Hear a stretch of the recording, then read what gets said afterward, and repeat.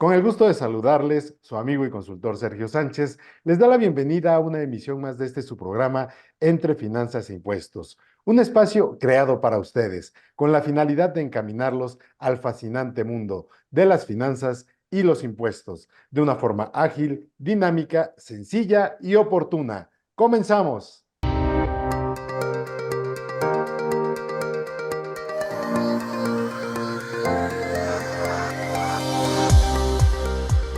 Consejos de finanzas, economía e impuestos.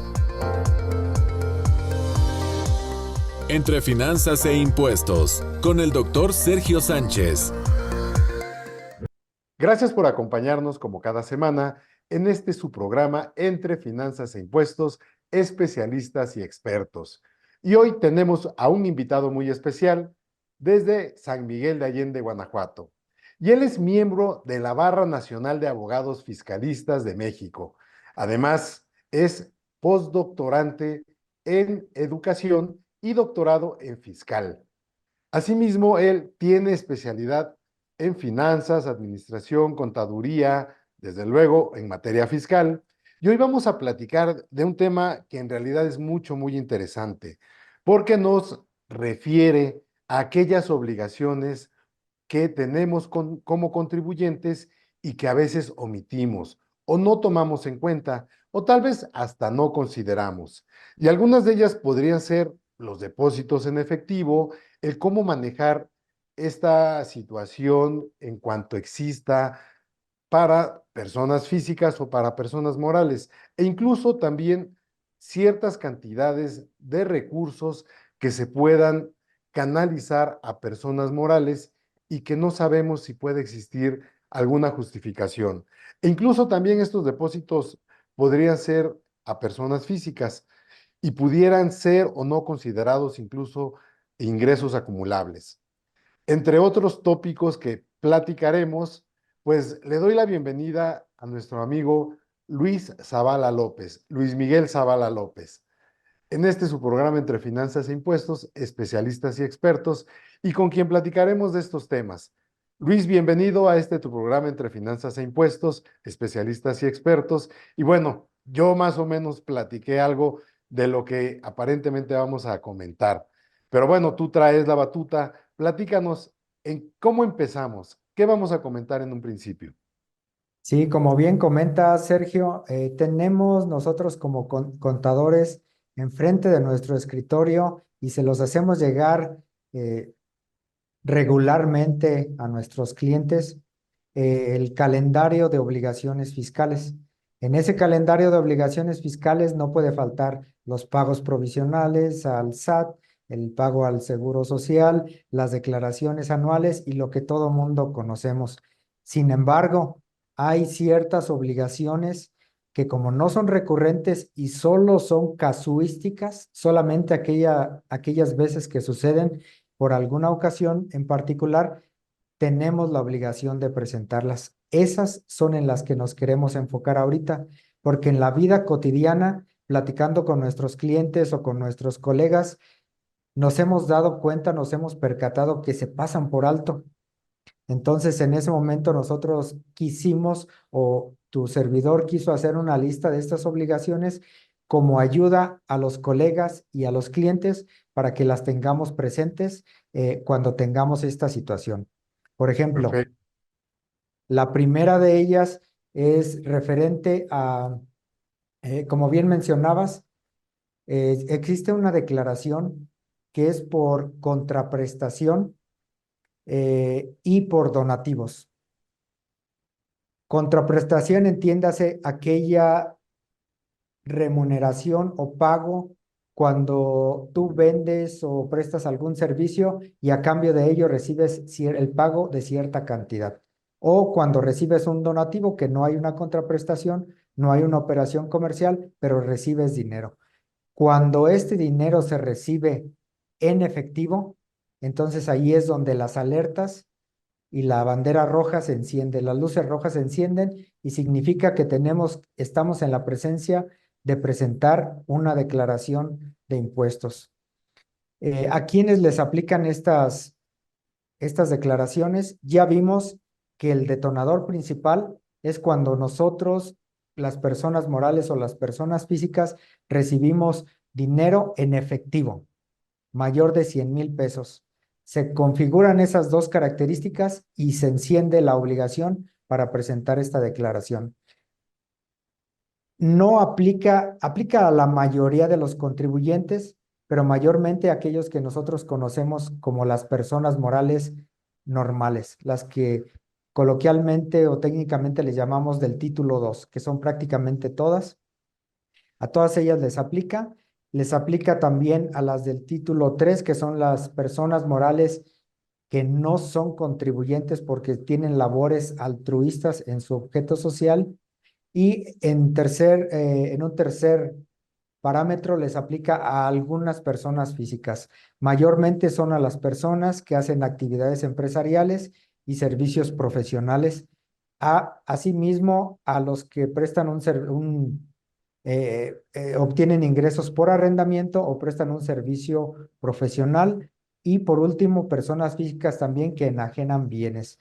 A esas son a las personas que si ustedes son contribuyentes que obtienen esos ingresos, reciben en efectivo más de 100,000 pesos, tienen que presentar esta declaración. Algo interesante que tiene esta declaración es pues las cantidades que hay que pagar por infracciones, por multas, por penalidades, en dado caso de que no se presenten. Esto es lo que mayormente nos llama la atención. em, y por eso es que quisimos manifestarla. Entonces, Eh, sí, ok, sí, Luis, estas cantidades bueno, esta cantidad que tú mencionas de 100,000 pesos, señalas que debe ser en efectivo. Pero de acuerdo a la disposición también en el artículo 76, fracción 15, podría ser en metales preciosos, ¿no? O piezas de oro o plata que lleguen hasta este importe o cantidad. En este sentido, ¿cómo es que nosotros vamos a declarar cuando se trata de bienes diferentes a los monetarios, al efectivo? de acuerdo. Para este tipo de declaración, como bien mencionas, el oro, la plata e incluso una moneda extranjera, cualquiera de esos conceptos que tú recibas se considera para estos efectos como efectivo. Como bien mencionas, entran en la definición. Eh, ¿Cómo se van a declarar? Tenemos en la página del SAT, tenemos una ficha técnica que nos indica cuál es el proceso a seguir. De manera resumida, te comento que son dos grandes pasos. El primero de ellos, esta declaración tiene una particularidad que tienes que descargarla de la página del SAT y la instalas localmente en tu computadora. Estando en tu computadora, empiezas a capturar la información. La información que se requiere básicamente es como tú bien mencionabas. Dime cómo recibiste el dinero. ¿Fue moneda nacional, extranjera, fue con oro, fue con plata? Y muy importante, una característica muy peculiar y la más importante de todo esto es de que la declaración solicita la información para identificar a esa persona que te pagó con efectivo. ¿Por qué? Porque la Secretaría de Hacienda precisamente quiere saber quién es esa persona que está moviendo tales cantidades en efectivo. ¿Para qué? Para tal vez hacerles alguna revisión o tenerlos ahí en mente.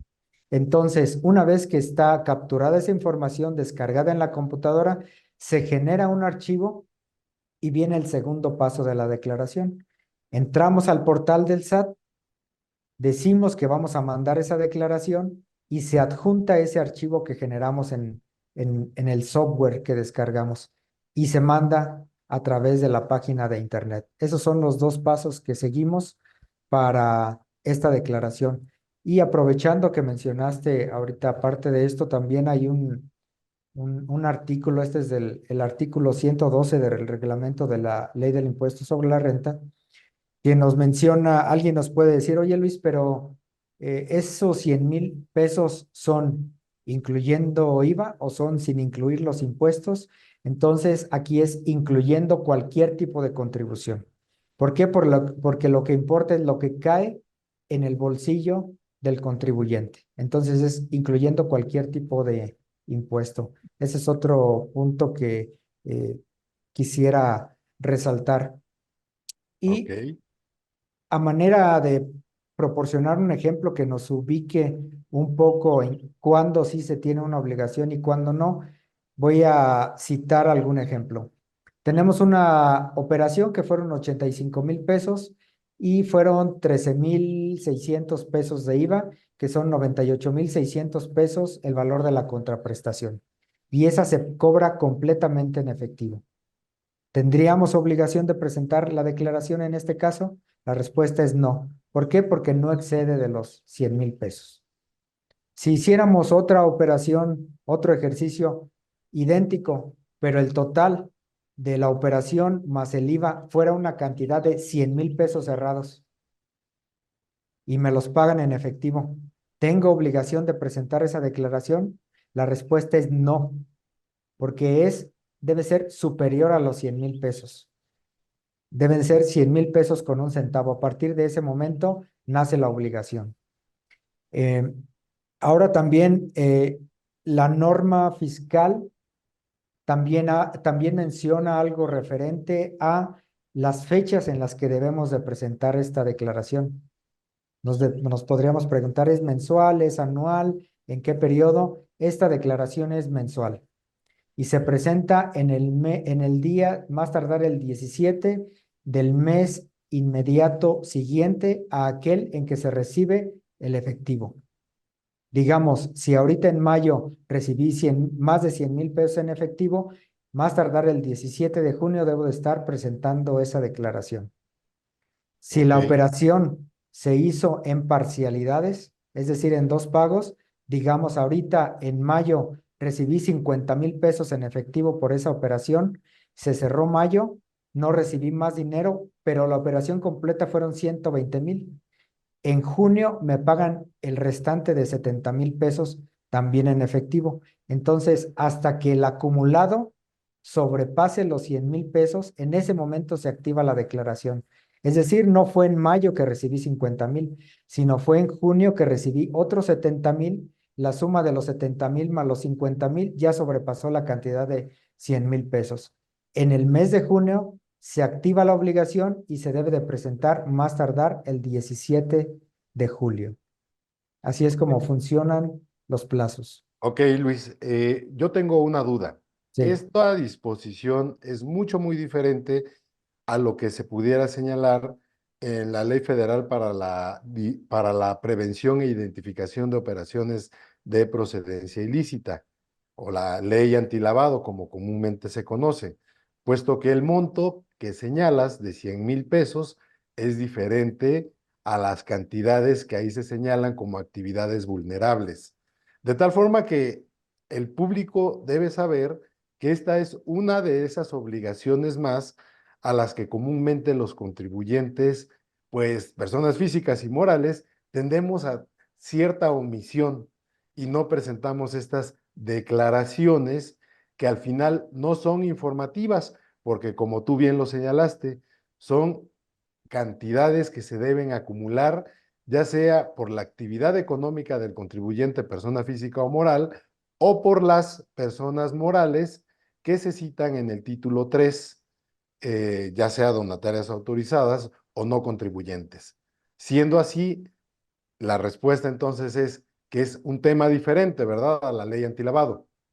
Es una perfecta observación la que tú hiciste y precisamente esta es una de las razones por la cual tanto nuestros colegas como los clientes la pasan desapercibida, porque dicen, sí, ya les preguntas, ¿ya presentaste la declaración por haber recibido dinero en efectivo? Ellos se confunden y dicen sí, pero presentaron la de la ley antilavado o presentaron alguna otra obligación, pero como bien precisas, es una observación muy importante. Este es algo diferente.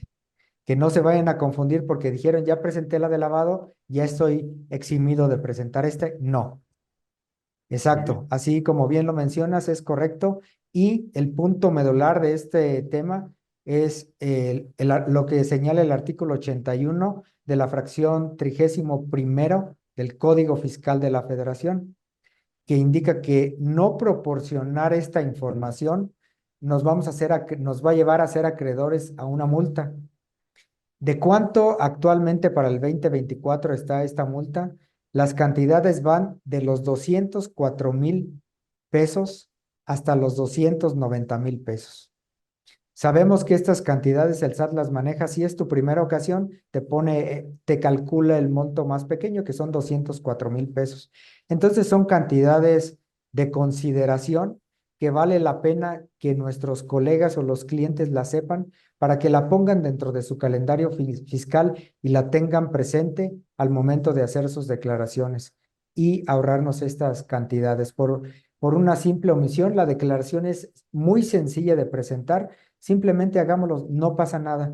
Y aquí algo malo también, Sergio, quiero comentarte, es en ocasiones como contadores nos damos cuenta y decimos, se me pasaron los tiempos.